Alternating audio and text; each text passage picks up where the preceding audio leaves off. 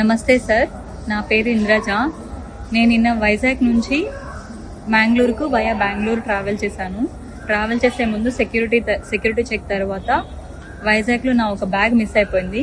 కానీ మేము చూసుకోకుండా అర్జెంట్లో బెంగళూరుకి ట్రావెల్ చేసేసాము. బెంగళూరుకి వెళ్ళిన తర్వాత మేము బ్యాగ్ పోయిందని చూసుకొని మా బ్రదర్కి ఇన్ఫార్మ్ చేశాను. మా బ్రదర్ వెంటనే వచ్చి వైజాగ్ కమిషనర్కి కంప్లైంట్ రైజ్ చేశారు.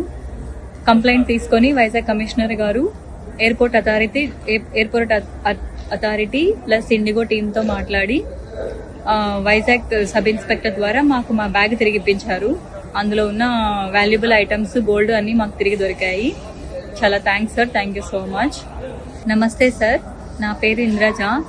నేను నిన్న వైజాగ్ నుంచి మ్యాంగ్లూరుకు వయా బెంగళూరు ట్రావెల్ చేశాను.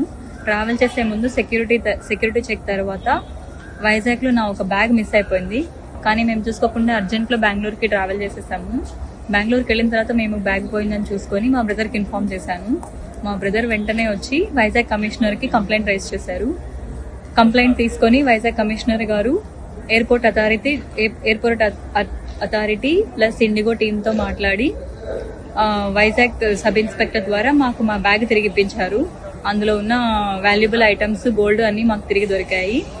చాలా thanks sir, thank you so much. నమస్తే సార్, నా పేరు ఇంద్రజ.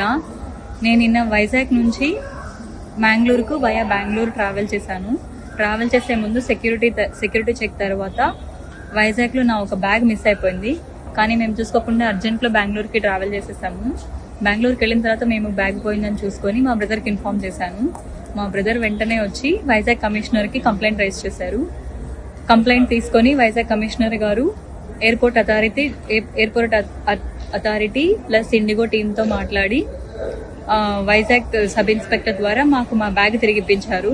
అందులో ఉన్న వాల్యుబుల్ ఐటమ్స్, గోల్డ్ అన్ని మాకు తిరిగి దొరికాయి. చాలా thanks sir, thank you so much.